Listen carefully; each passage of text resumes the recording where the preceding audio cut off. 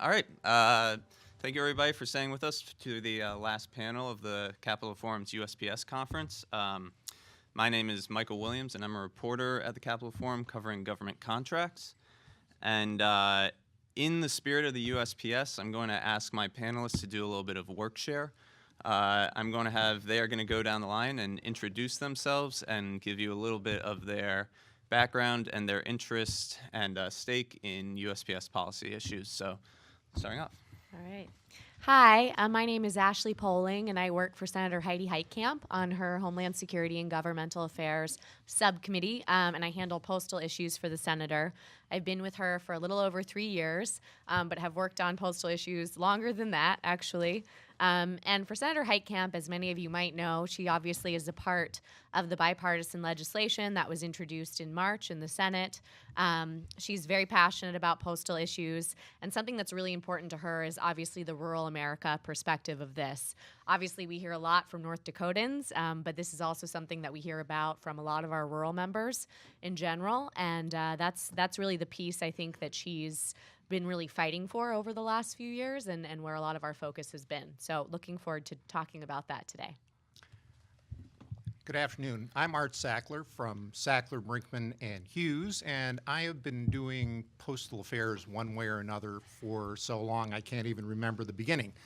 I currently have a couple of interests in the postal affairs area. One is as the executive director of the National Postal Policy Council. For those of you who don't know what NPPC is, it's a large trade association of large business users of letter mail, primarily in first class. I'm also the manager of the Coalition for a 21st Century Postal Service, which is hard at work on Ashley's bill and postal legislation in general. So with that, Mark. Thanks, Art. I'm Mark Dimmenstein, President of the American Postal Workers Union. So that explains a lot, and rather than hear about me, let me just tell you briefly about the 200,000 people that we represent. We represent maintenance, motor vehicle, technical workers, and clerks in the Postal Service. We're part of what we consider a great American success story, a story that built this country, has been in existence since before the founding of the country, and our members are very proud to do their part and our part to serve every household in this country without direct taxpayer funding for our operations. Good afternoon. I'm Rob Shapiro. I'm the chairman of Sonicon, an economic and security related advisory firm. I'm relatively new to this subject. I've been thinking about it for about 5 years. But I'm not new to thinking about the economic dimensions of public policy. I was Bill Clinton's principal economic advisor in the '92 campaign, a senior advisor to Hillary Clinton and to Barack Obama, and to every Democratic Treasury Secretary and CEA chair. I was also Undersecretary of Commerce for Economic Affairs. So I'm going to try to give a macro perspective to these issues rather than the on-the-ground perspective that my fellow panelists have. Okay, great. Well, thank you very much for being here. So I wanted to start off with a theme that's sort of been running through this entire conference, and it's one that I bump into a lot reporting on the USPS. So I send a lot of FOIA requests to the USPS, and I get a lot of FOIA denials back because the USPS has a special carve-out called the commercial exemption, where they don't have to give me on any documents that under normal business practices, another business wouldn't publicly disclose. And I think that kind of cuts to the heart of the issue. I have the ability to FOIA the USPS as a government agency, but they have the ability to say no and act like a private company.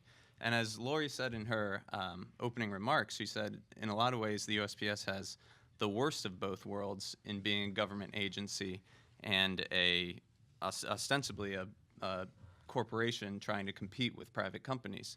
And so I wanted to sort of poll the four of you to begin on where you think the USPS should sit on that spectrum between a government agency with a universal service obligation to every American citizen and a company that is actively trying to compete with the likes of FedEx and UPS. So I think we could start with Ashley. And Sure.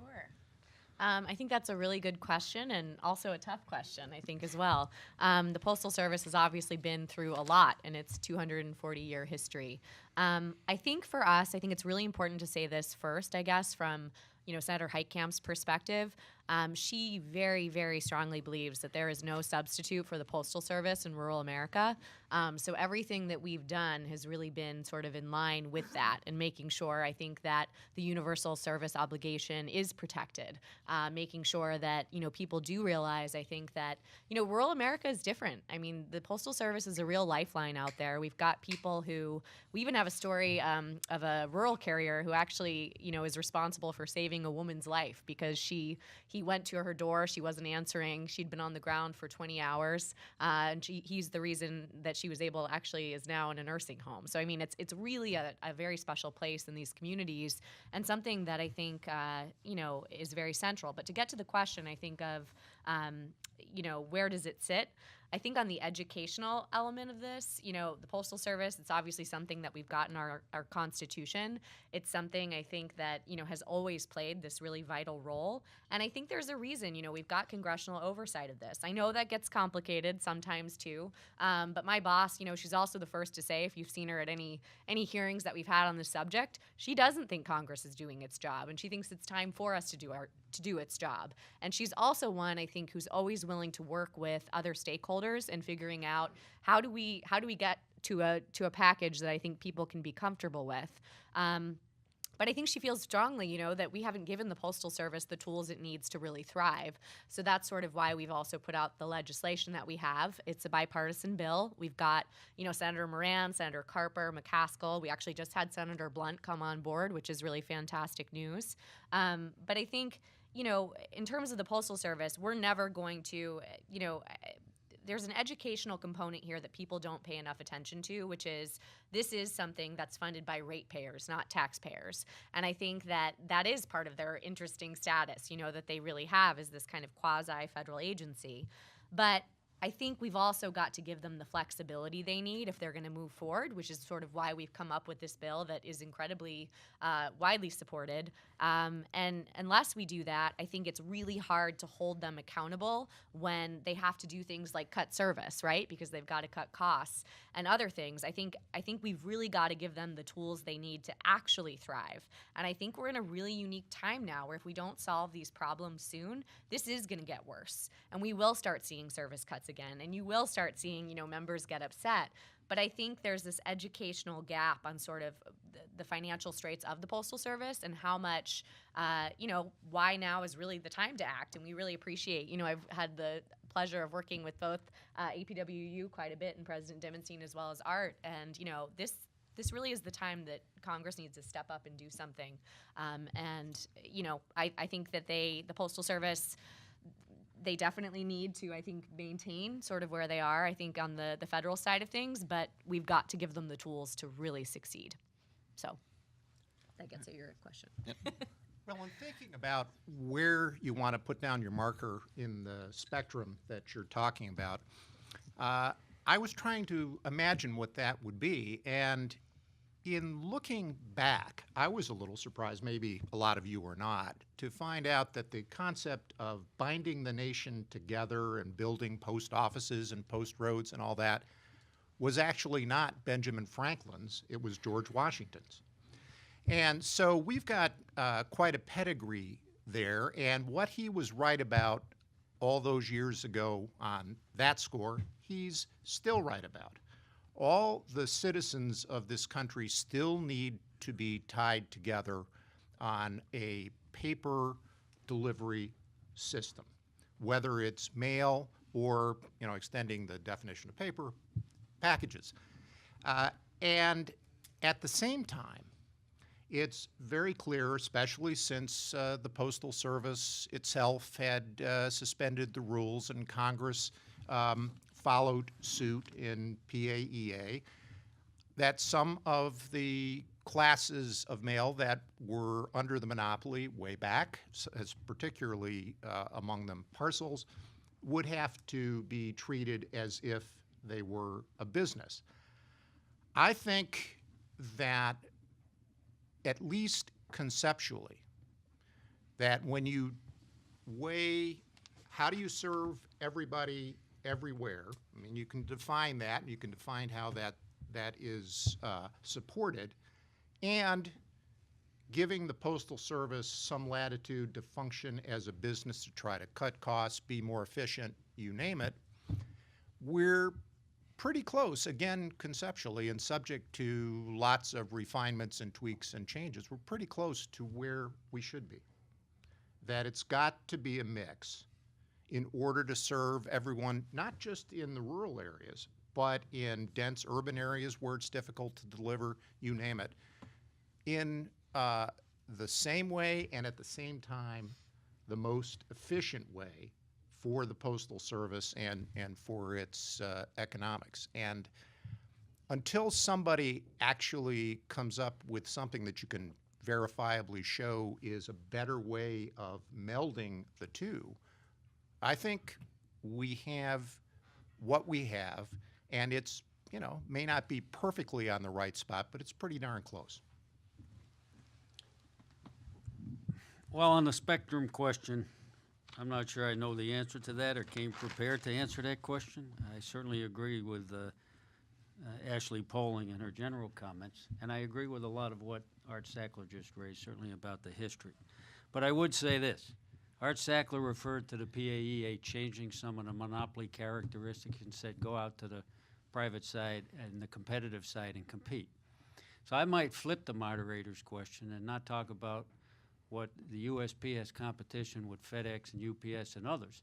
We don't mind them competing with the United States Postal Service, right? They said make us more in the competitive side and the private side, and then people are complaining about pricing and other things. So if they're welcome to compete with the United States Postal Service, and our workers are certainly willing to rise to making the Postal Service the very best that it can be. But they can't have it both ways. They can't say be less of a monopoly here and then complain about, oh, we have all these disadvantages and you have all of those advantages. Look, the Postal Service is the anchor of a multi-trillion-dollar industry. And a day of e-commerce with George Washington, oh, he must have seen e-commerce coming. I think I think he had. He must have invented it. I thought Al Gore invented the internet. Was it Al? Was it him or someone else? Oh no, that was Newt Gingrich. I don't know.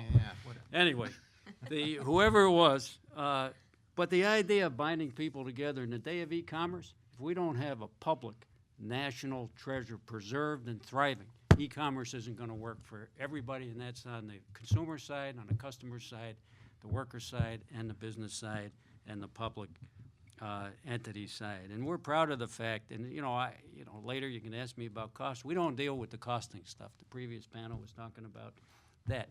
But we're proud that the Postal Service is the low-cost anchor of this $7.5 trillion industry. And were it not for that, the consumer would be paying a heavy price, particularly in rural America with surcharges and everything else. And one of the previous panelists talked about how unfair it is to have 50 cents going from one side of the country to the other. That's the law. Universal service and uniform rates. And damn it, it's worked great over the years for the people of this country. Do we have some new challenges? Yes. But where we fall on the spectrum, Art's right, it is a mix. We may want more of the mix to be more in the public side. Others may want a little more in the private side. But it's certainly a mix, and it's certainly a mix on the package side. And I have one last comment to make sure I get it out. A lot of this conference was based on the last mile. Mm-hmm. You cannot have a successful last mile if you don't have a first mile. E-commerce, at least by some reports, have 30% returns on packages ordered through e-commerce. It's the first mile that allows people to engage in e-commerce, including from the business side, to be able to get those packages back.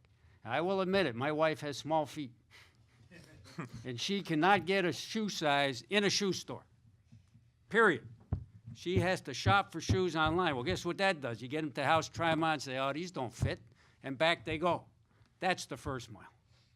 And e-commerce is not going to work without the first mile. And the Postal Service will not work for everybody without the first mile. So I just want to be clear, when we talk about the last mile and package and e-commerce, the entire Postal Service also is not going to work without the first mile, and neither will e-commerce. Well, as an economist, I'm used to being the skunk at the party, whether it's in the Oval Office or at conferences like this, and I'm the outlier. Look, I think both are necessary functions. We need universal mail service, and we should be prepared to pay what it costs to have universal mail service. We also have a package delivery system. What we've done is we've packaged a monopoly with a competitive division. And when this happens, economists know what to look for, and it's called cross-subsidies. And the reason that is, take subsidies from the dominant player and transfer the resources to the competitive player so the competitive player has a market advantage. When the Postal Service does this, it's acting like any business that has those two divisions. We saw this with Microsoft. In the 1990s, they had a dominant position in the operating system market, and they used it to leverage advantages in where they were more competitive, which was in the application market. And the Justice Department said, no, you can't do that. The reason businesses do that is that every business tries to keep prices high when their customers have no alternatives and keep prices low when their customers can go elsewhere. That is really basic economic logic. And that's what's happened here. Analysis has found that the impact on demand of a 1% increase in the prices charged by the Postal Service to deliver packages and express mail, the impact on demand is almost 7 times greater than the impact when it raises the prices for its monopoly services for first class and standard mail. Now, if you've got that before you, what happens to our demand if we raise prices 1% in this division and 1% in this division? What do you think you're going to do? This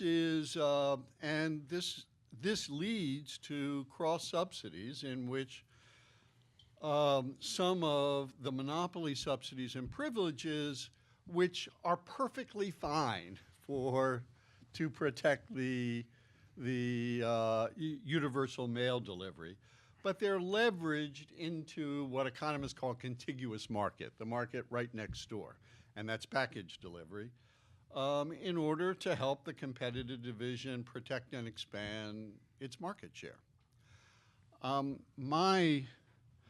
My view is the same view as the President's Commission, and the same view that most other advanced economies have taken when they have looked at privatizing their postal systems.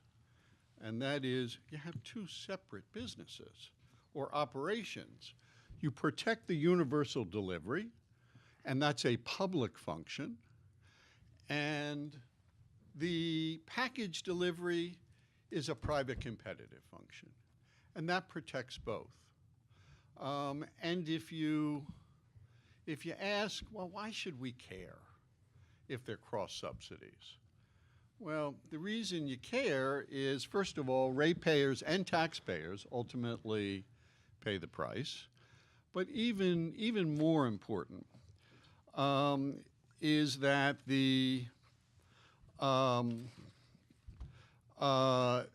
by letting the subsidized Postal Service pick up some of the costs of the competitive operation, and I can elaborate on that later, give examples of it. These cross subsidies discourage investment and innovation by the private competitors and by the Postal Service too in the package delivery business. That should matter to everyone because home and office delivery services are, as everyone has said, a critical part of the expanding internet-based economy. Now, there are lots of interests at stake here. I understand that. and there are lots of interests that in a democracy still have to be protected. But let's face the economic logic at the same time, that we are trying to come to decisions about political interest. Well, that's a really interesting point that I want to jump off on. Art and Ashley, you guys stated very clearly that the universal service obligation is a foundational, fundamental aspect not only of the USPS but essentially of the United States of America, essentially. And going off of Robert's point, would you be comfortable with package delivery then? Do package delivery fall under the universal service obligation? Yes. They do. Yep. But as you say, I mean, I don't think George Washington was thinking about Amazon Prime when he was talking about binding the nation together. Oh, he was shipping cannons and things like that. That's right. General Knox was moving it for him. So what's the question that you want me to answer? I mean, so my question would be, and I think I know what your answer is then, would you agree with Robert in you could still maintain a universal service obligation with delivering mail and information while stripping away the package delivery business into a private enterprise?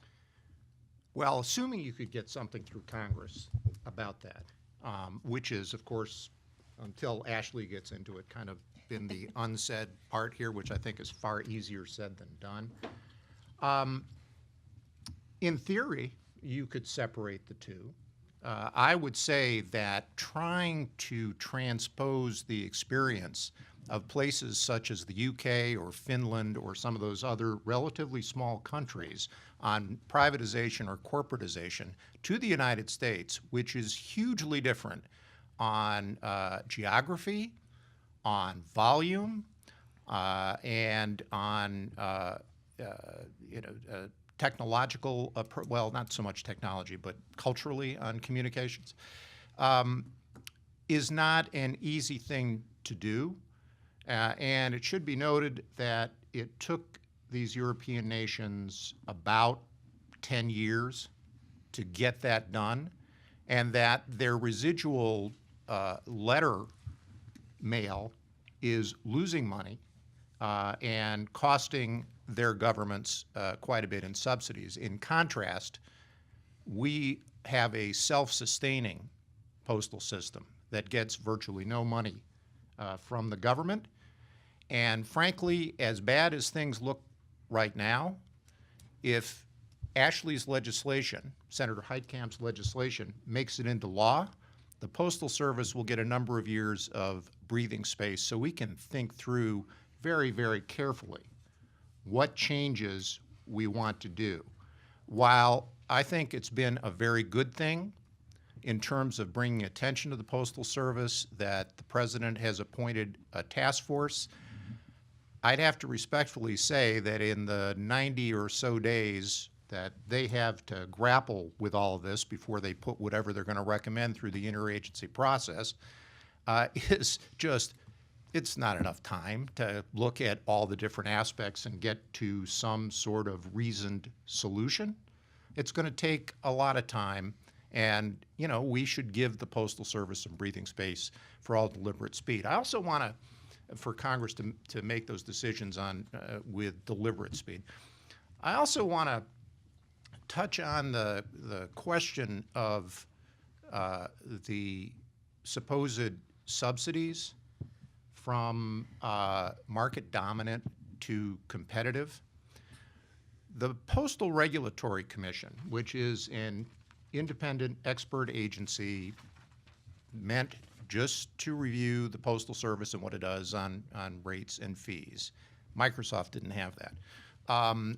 Has, for the last, I guess, 11 years, through 10 years, through 2017, found each time that the competitive product sector has met all the requirements of the law. It has paid for itself and made a contribution to the institutional costs of the postal system. No subsidies found.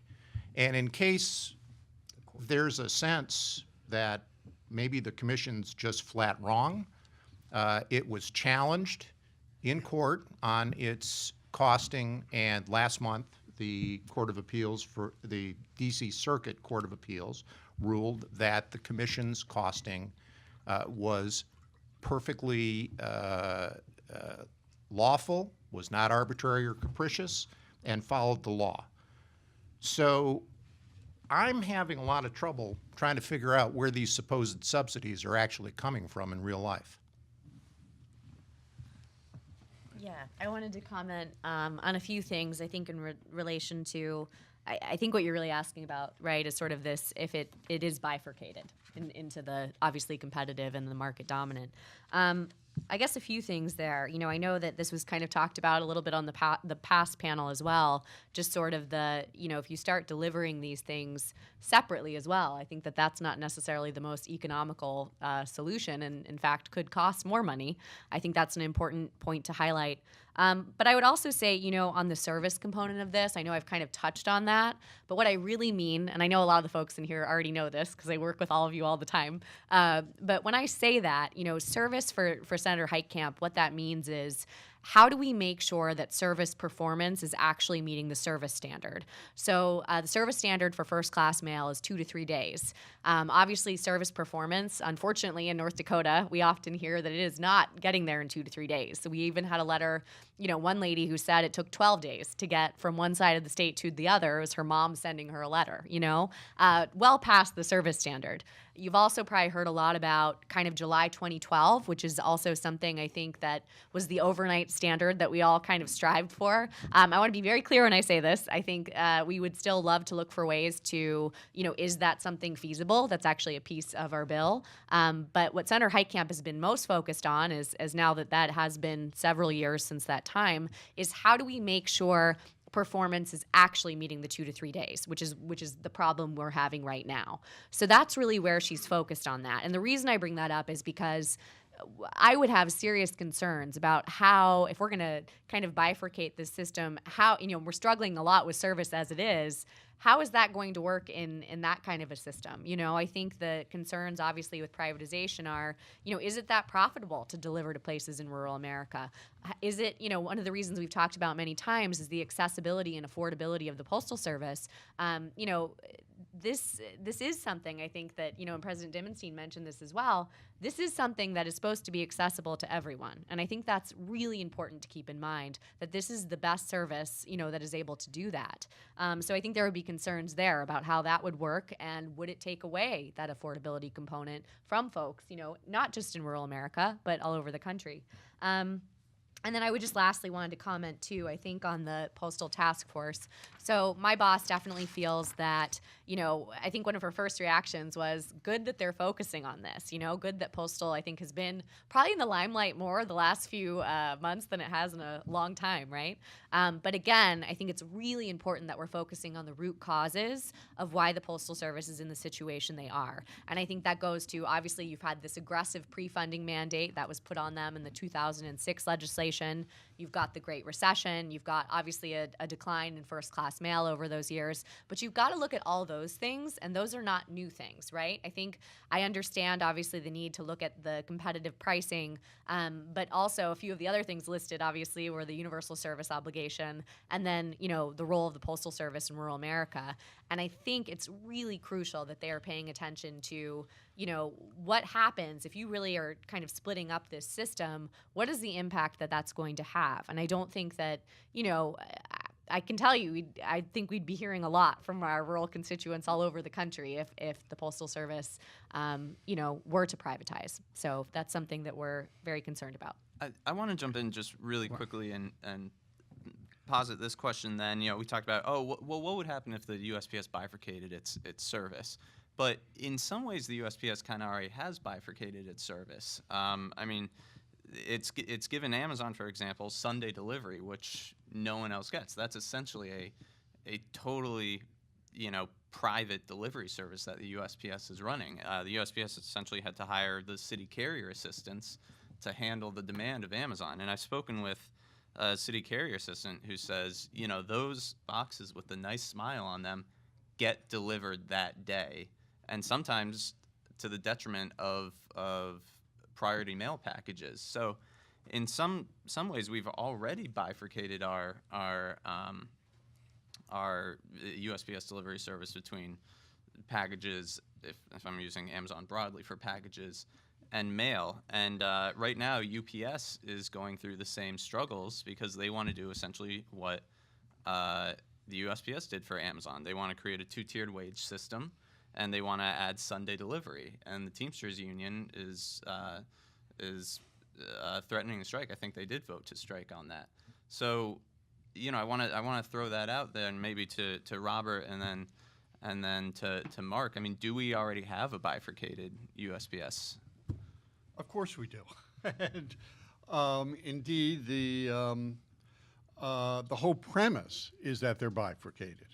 Otherwise, it would be a patent violation of the use of public resources in the private sector in competition with private companies. So of course we do. But I need to make a couple points. First of all, I'm not talking about the privatization of the Postal Service. I'm talking about the separation so that the universal obligation is carried out directly and without potential conflict with a private industry. And after all, it's this should not this should not affect the operations of the Postal Service because they're already doing it. They're already providing universal coverage. That doesn't change. Also, just a couple small points. The PRC, of course, does say there are subsidies. They've estimated it at $4.4 billion most recently, and that is a vast underestimate. Let me just give you one example, and it also illustrates how cross-subsidies work.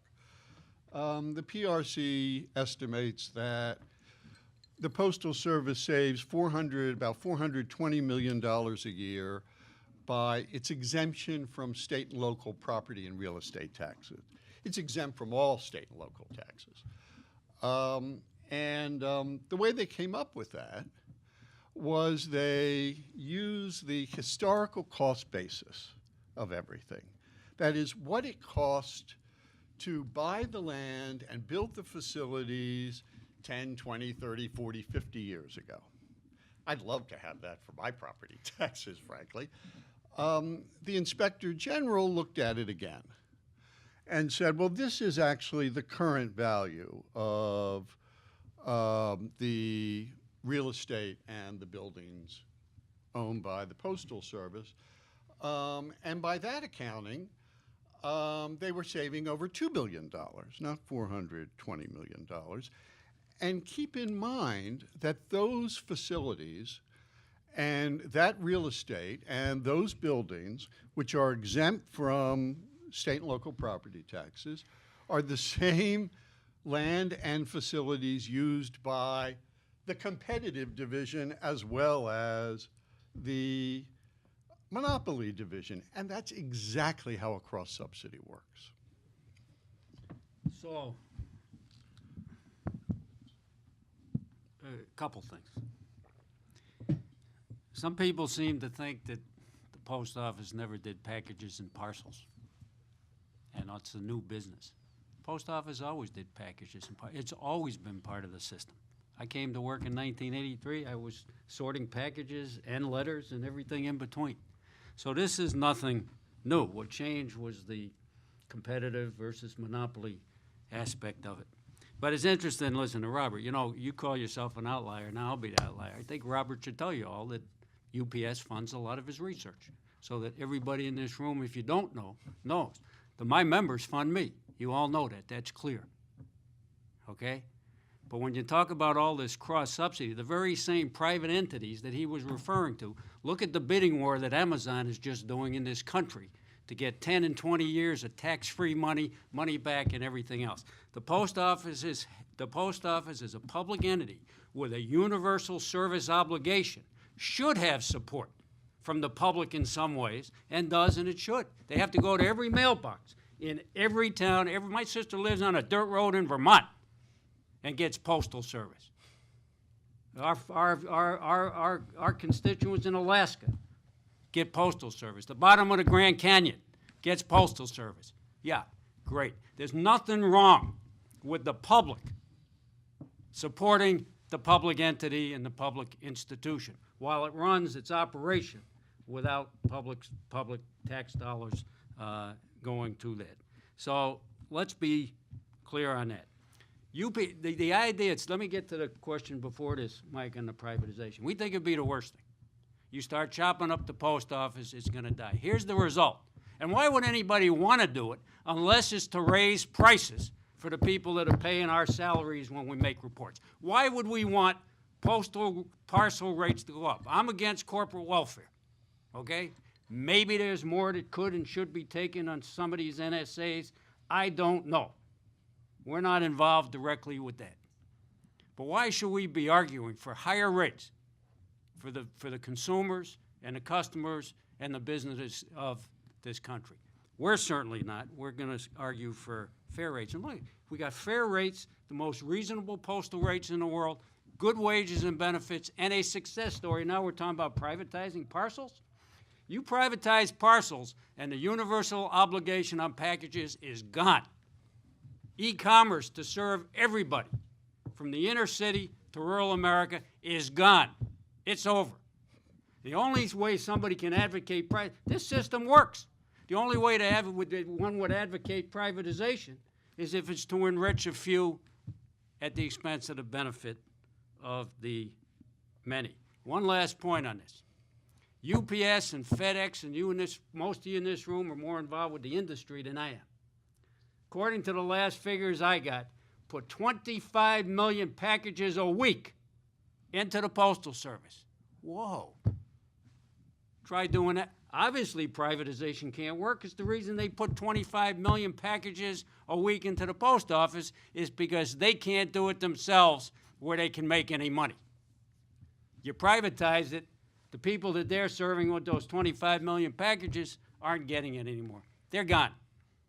And you can just add the $20 surcharge, the $10 surcharge, the $30 surcharge, or just forget about it. We'll have a more unequal society than we already have. The post office is an equalizer. Everybody has access to the same benefits, the same rights, and in many cases, the same costs as everyone else. And that's a great thing, and we should want to protect that and not just serve some entity that's paying our way. Point of personal privilege, I am also supported, my research is also supported by Harvard University, by the Brookings Institution, by the Ford Foundation. I know I didn't expect a personal attack, but It wasn't. It was but there just a you have fact. it. There you have it. But you left it out out the there. rest of it, didn't you? Well, Brookings also gets money from UPS. And Harvard and Ford. I'll check into that. Yeah, well, check into it. Again, finally, we're not talking about unraveling the universal obligation or any part of it. You know, we heard the same arguments about other monopolies. We heard the same argument about long distance. We heard the same argument about electricity. In all of these cases, a thriving private market brought down prices because the competition drove innovation and efficiency. And, you know, I hesitate to bring this up, but the BLS has looked at this, and the BLS has tracked the productivity of the Postal Service over the last 27 years. And it's grown at an average annual rate of 0.5% a year. You can compare that to any private industry. You can compare it, indeed, to air transport, warehousing, rail transport, and truck transport, which cover a lot of the functions. And it's about 1/5. Now, let me say, that's what happens with monopolies. and with universal obligations. And you accept that. You accept that in order to carry out the public interest. You don't have to accept that in a competitive market. Well, I think we can move on to a issue that you all have, I believe, almost all testified on, the current postal reform legislation. As Ashley was saying, and Senator Heitkamp had said, there's just so much interest and so much passion now on the USPS, but we've seen other postal reform bills not make it across the finish line. Is sort of the political atmosphere now different for and everyone seems to agree with doing away with a lot of the obligations. Is this the bill that would make it this year because of the impetus on the USPS? That's a really good question. I would say that, and I've personally been involved with a number of different postal efforts, and we've seen them, again, worked with a lot of you in this room, and we try over and over again, and I think it's a tough area. But I mentioned this word earlier, and I think it's really crucial here. Education on the postal just issue in general is very, it's a really kind of a wonky issue is the word I use a lot. It's really complicated and it's really detailed. You go into the pre-funding issues that they've had for all these years. And I think, I've noticed this a lot on the Hill, and I noticed it when, Senator Heitkamp was working so hard to get sort of the service provisions recognized and I think understood as something that's important in any postal legislation. There's this real kind of usually uprising when people are having plants consolidated, right? They start getting really upset, their members weigh in, everything else. But I think that doesn't always connect to the rest of the postal picture, which is sort of obviously the financial, issues that they've been dealing with for over a decade. And so I think a lot of the issue is, I think, educating people and getting them to realize that, hey, if you really want to protect service and protect, obviously these post offices, and you want to protect delivery and you want to improve delivery, you've also got to make sure you're involved, I think, on the larger postal reform effort because they are connected. And I noticed that has sort of been, it took us 2.5 years to get people to really understand, I think, even, the difference between service standards and service performance. It takes a long time, and that also came from my boss is, one of the first people to work across the aisle. She has a tremendous partnership with Congressman Meadows on service issues. And, North Carolina and North Dakota might be different in a lot of ways, but they both got rural communities. And I think they've, really been able to band together on that. I think it is helpful, and I know I said this before about how, there has been a lot of attention paid to postal lately in the news. I think that's a good thing. I think, again, it's how we get people to make sure that we are focusing on sort of the root causes for why they're in this situation. And, and I'll also say this. My boss is not going to say that, this is the most perfect postal bill in the world and this is going to solve all the Postal Service's problems forever. It's not. I think what Art said earlier is perfectly right, and a word she loves to use is she'll say, it will rehydrate the Postal Service. That's what we're looking to do right now. They need to be able to make decisions from a place that is not of fear. Like I said earlier, we blame them when they close plants and everything else. But if we're not giving them sort of the ability to make better financial decisions and business decisions, then it's really hard in some ways to blame them when Congress isn't doing its job either. And what my boss will always say is, this is about the postal customer. That voice is not listened to enough in this discussion, and I think that's what everyone has got to think about here. It's not even, as important as obviously all of the stakeholders are, they're the ones who are being served by the Postal Service, and that's a really important point, I think, to remember. So, I think there was a tremendous House bill that actually came out last year with, it didn't have service in it, which is crucial for us, and Congressman Meadows understands that, but I think there is room to figure out how do we meld these two bills. Our bill is essentially an update of the House bill in a lot of ways. We had to obviously update the rates language. There were some changes, obviously, with the proposed rule that came out in December. We had to update the Medicare language. We learned the Retiree Health Benefit Fund had actually gone down significantly, which affected how the Medicare integration would work. So I think we've done some really good updates, but obviously have added the service. So our hope is to, in this interim, before the task force, I think, comes out with their decision, is to really polish that bill, get it to be in as good of a place as possible. My boss, continues to talk to Congressman Meadows quite a bit. They have a good relationship on this, and I think they both really want to get something done. And right now, it's going to be about how do we really utilize, I think, these bicameral, bipartisan relationships to do something that, again, I don't think postal ever makes everyone happy. I mean, I think I gave up on that idea a long time ago, but I think you can come up with something, I think, that folks can hopefully come to the table and realize, do we really want to make sure that are we going to restore this service that, again, is at the center of this $1.4 trillion industry? And I think that's really the question people have to start asking themselves. But getting back to kind of our original question, how much leeway can you give the USPS to operate as a business? I know this bill Yeah. allows for them to like deliver alcohol, for example. So that's Right.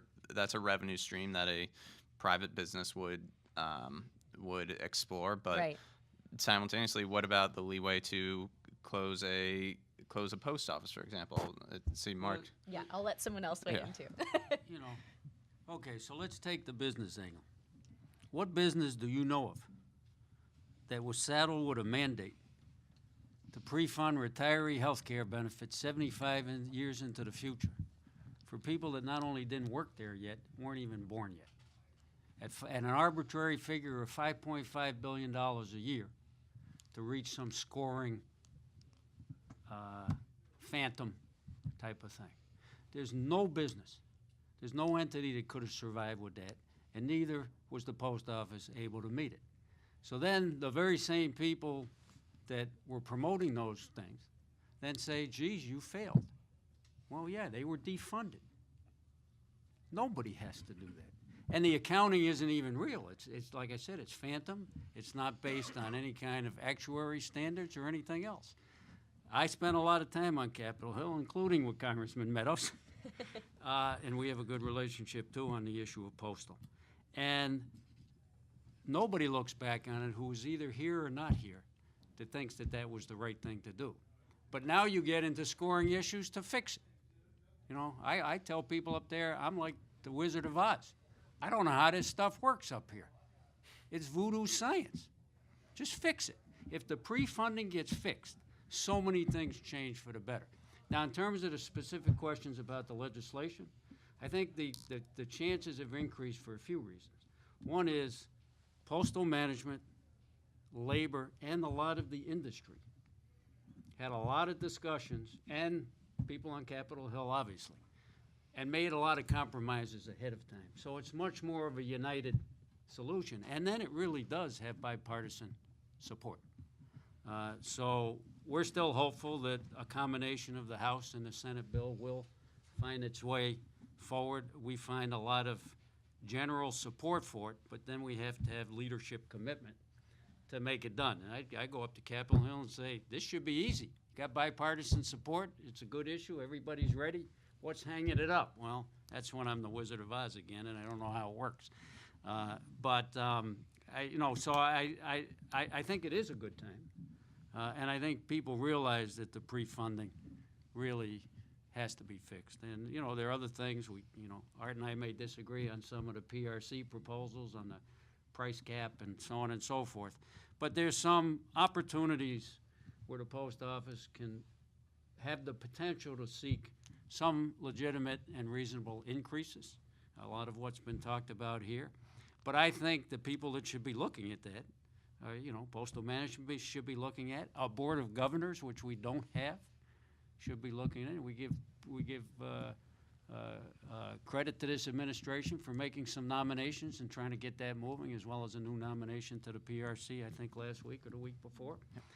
The PRC, which is the regulatory agency that's supposed to be looking at these things, get those up and running and in a strong position, and that will also help on these issues of cost and pricing and those kind of debates. But I'm hopeful that we'll still get legislation. We've made a lot of compromises as labor. I know the industry has, and I know the post office has. And we've had good senators and Congress people on both sides of the aisle to work with. So I'm one of the people, just so you know, Ashley, I'm still optimistic and have been the whole time that we'll be able to get this over the finish line. We Well- greatly appreciate that. Well, that's great. So we're running up on 5, so we'd like to open it up for questions from the audience. I'm going to see one right over there.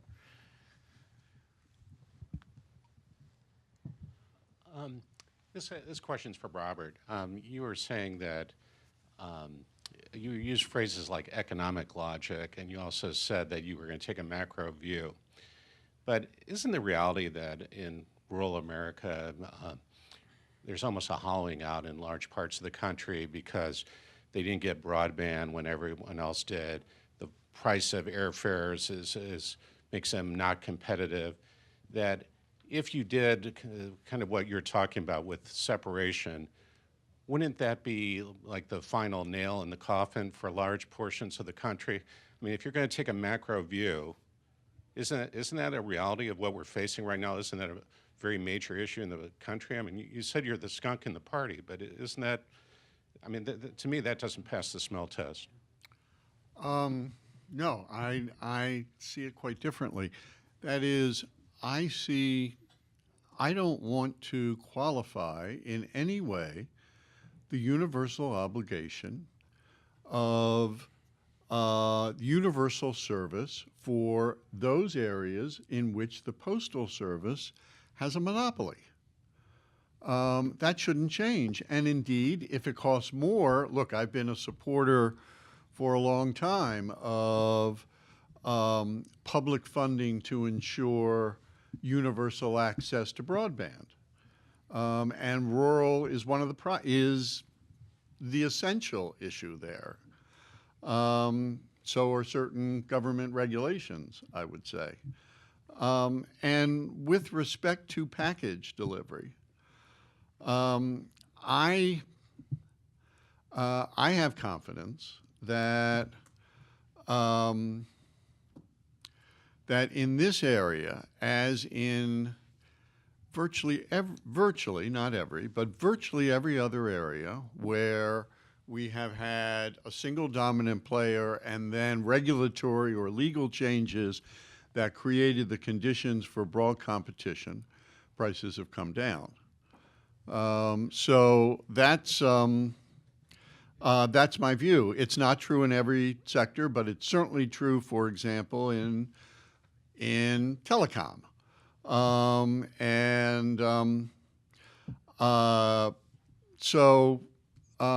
do not think that this does not in any way qualify the universal service obligation of the postal system. I don't want to belabor too long on other people have questions, but the areas I mentioned, broadband, airports, it has not worked. And if you're looking at a tech economy, if those places can't compete in e-commerce or can't compete at the same price, Well, aren't they doomed? Well, in fact, on broadband, the problem is that we have a few dominant players. We have not created the conditions for competition, and the result is cartel-like pricing. And that's I see it as an economist, but it's essentially a legal issue. And I neither am a lawyer nor do I play one in public. Oh, have 2 over here. Whoever wants to duke it out for the microphone. Yeah, hi, this is Steve Posthouse with the American Consumer Institute. I just wanted to circle back to a comment here. First, an observation on the sort of the competitive versus dominant side. I remember a service called Metro Post that the trial showed it cost $110 for a delivery and they collected 10. So there's a lot of money to be lost out there, and I think the Postal Service is looking for it. But my comment is this: we've had a lot of discussion here about universal service and the importance of it. But to some degree, when the competitive services are shifting costs and risk to the dominant side, doesn't that undermine universal service? So what you're trying to protect is actually being harmed. I don't think I follow. Okay, so what you're doing, if there's cross subsidies are occurring, they're making the competitive services are making smaller contributions to the institutional costs, then effectively what we're seeing is those competitive services are shifting risk and cost to the monopoly to carry. That's correct. But doesn't that undermine universal service? No, it's apparently not. It's, the Postal Service, what it does is it forces the Postal Service to ask for and receive from the PRC rate increases in 2013 and in 2014 and in 2015 and in 2016 and in 2017. That's how it comes out. It comes out in rate increases. And so it's a, by the logic which you've laid out, this is putting a burden on everyone because it forces more of the costs onto the monopoly division, which depends on consumers and tax exemptions. So you're right. It is an arrangement which ultimately can potentially harm universal service. Yeah. I think it's actually the other way around. If you look at the numbers, the amount of contribution to overhead from the competitive services has nearly quadrupled in 10 years. And the Commission found in this most recent review of the system, the annual compliance review, that the package side of the business, the competitive side of the business, is carrying 23.5% of all the overhead of the system. For a system that is self-sustaining, and certainly that we would prefer to remain self-sustaining, that is an important piece of information. It's propping up the system now, because on the market dominant side of the house, the erosion of first class and what is now marketing mail restarted 2 years ago. And a lot of mailers will tell you that the reason that erosion restarted after plateauing for 2 or 3 years was that it was the lagging effect of the exigency rate increase, the only increase to date that's been more than inflation. And for especially larger mailers, the impact of that rate increase and getting it into budgets and getting it into application took several years, getting their plans in shape to accelerate their leaving the mail. And so the effect of price on mail is much more significant, I think, than the current models show. And as a result, the bright spot in the system has been the competitive side. And I can tell you that those who understand the situation, and a lot of the mailers on the market dominant side do, would tell you they don't want the competitive side to go away. It's giving the system enough money, if we can solve the pre-funding problem and a couple of others, to keep the system not only above water but functioning reasonably well. All right. If I think we have time for one, or who wants to? Okay, time for one last question. Great. Well, Mark, you alluded to the history of the Postal Service in terms of package delivery. You alluded to the history of package delivery for the Postal Service, and in the early 1900s, the Postal Service started parcel delivery because private carriers were making it too expensive, especially for rural constituents, to get access to the markets. I'm wondering if the panelists in general think that the USPS is still looking at that as a part of its policy and rate making, And what would be the effect if the package business was no longer looked at in that respect? Are you saying as in they have a obligation to negate the prices that were being charged from the 1800s, or No, so like they're still thinking with that mentality I guess I'm wondering if that it's the still stagecoaches are out there? Well, yeah, so you've got private express companies that are making it more expensive to deliver packages. USPS doesn't have a profit motive. It's not trying to return dividends to shareholders. It's just trying to cover its costs. So if packages become much more expensive in general, it potentially has a public policy implication where it makes it harder for small businesses to start up, makes it more difficult for companies to compete. I'm curious, if any of the panelists think that's still a part of USPS's decision making. Well, I'll take a shot. I hope it is, because the mission of the Postal Service and the Postal Reorganization Act is to help bind the nation together. And that's one way that we help bind the nation together, and to provide universal service to all patrons. That's right in the Act, everywhere, no matter who we are, where we live, what our income level is, what our age, or anything else. So I certainly hope it's part of their thinking of how to best serve the people of this country. Look, it is a changing world.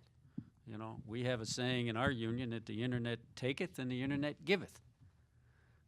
And the internet has affected first-class mail, and then it's created so much more in packages. And I think the post office does look at it as an integrated whole.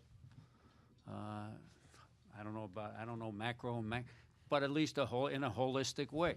And like I said, we've always sorted packages. Hell, I spent many a night, 12 hours a night sorting packages, and that was long before the PAEA. You'll have to ask the post office directly. I can't speak for them, but I certainly think it is part of the mission of binding people together. We've met a lot of small business people that said if it wasn't for the post office, they could not be in business. Oh, I was just a little comment, but I was just going to say, I think something that's been really remarkable about the Postal Service through its long history is how adaptable I think it's had to be time and time again. And it really has. It really has adapted. And I think, like President Dimmenstein was saying, I liked your comment about how the internet taketh and giveth and all of that. But, I think we've seen obviously this decline, right, in first-class mail. But we've also seen, I think, where the package industry has been very good for the Postal Service in a lot of ways too, and has helped them, I think, kind of adapt to this changing economy and this changing, I think, the needs, right, of postal customers. And I would say this too, as you look at obviously, and I know there's a lot of other arguments to go into here that I will not right now, but, when you look at obviously rural America not necessarily having the same access, right, that other parts of the country might have to, whether it be retail locations or other things, they're obviously very reliant, obviously, on getting these packages. And I think that that's something to be really thought about in terms of small businesses and their relationships that they might have with the Postal Service, through their business. And I think also, obviously looking at, people might get, we hear about getting farm supplies, right? Lots of different things. I think that, the Postal Service has really done, and I would, I think be remiss if I didn't say this, I think a remarkable job in spite of a lot of challenges, a lot of them, as I said before, that Congress needs to fix.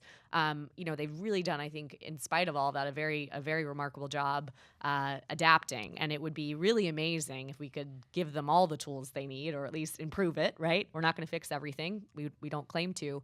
But if we're able to take off some of that pressure, I think that they've had, it would be really amazing to see how much more I think they continue to adapt. So that would just be, I think, our perspective on it.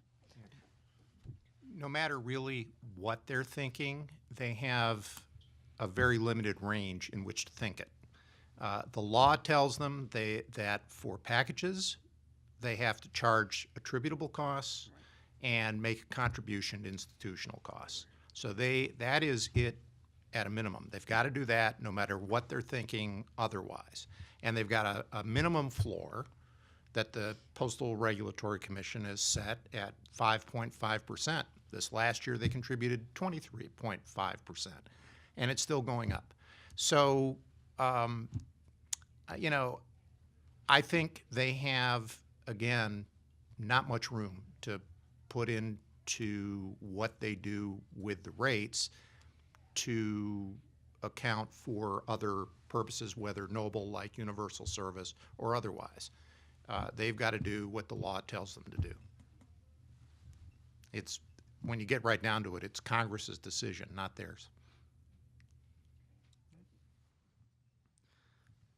All right. Well, that concludes the Capitol Forum's USPS conference. I want to give a big round of applause to the panelists and all the panelists today for very interesting, dynamic, spirited discussion. And now, if you'll join us, we're going to, if Washington started the USPS or had the genesis of the idea for the USPS, we're going to rely on his aide-de-camp Hamilton for the post-conference portion. We're going to go to the Hamilton Bar just across the street from the National Press Club. If you'd like a cocktail, socialize. But thank you all very much for coming.